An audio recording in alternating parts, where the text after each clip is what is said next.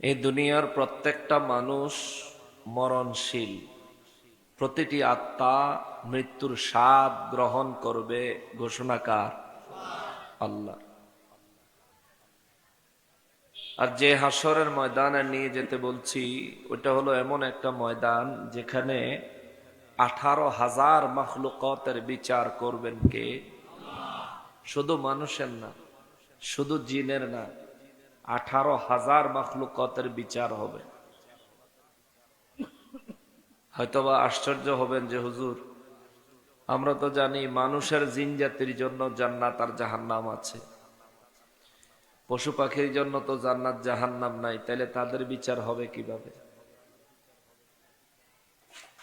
দুনিয়াতে দেখবেন যেই পশুটা বেশি শক্তিশালী আর যেই পশুটা দুর্বল, অনেক সময় পশুতে পশুতে ঝগড়া হয় না?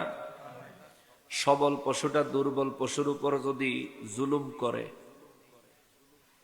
সবল পশু শক্তির কারণে যদি দুর্বল পশুর উপর জুলুম করে, হাসরের দিন আল্লাহ এই দুই পার্টির বিচার করবে।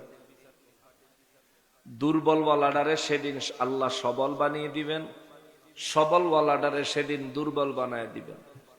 দিয়া আল্লাহ বলবেন, দুনিয়ার তোরে যে কটা গুতা দিছে তুই অনেক এই কটা দে। সুবহানাল্লাহ কর। অর্থাৎ এক পশু আরেক পশুর উপর প্রতিশোধ নিবে, একজন আরেকজনের উপর প্রতিশোধ নেওয়া শেষ, হ্যাগো বিচার শেষ। আল্লাহ বলবেন কুন, আর ফায়াকুন, বলবেন হও, হয়ে যাবে। এরা জমিনের সাথে মিশে যাবে। আওয়াজ করে পড়েন আল্লাহু আকবার।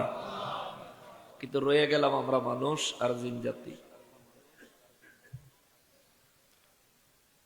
মুসলমানেরা রে, আমার পেয়ারা নবীর উম্মতেরা রে,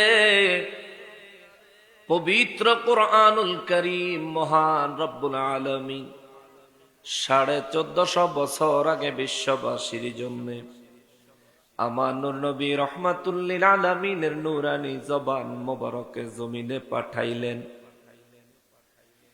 এই কুরআনুল কারীম যদিও দেখেন আলেমরা পড়ে, আমরা মানুষরা পড়ি, কিন্তু হাকিকতে কুরআনুল কারীমের কথাগুলো কার?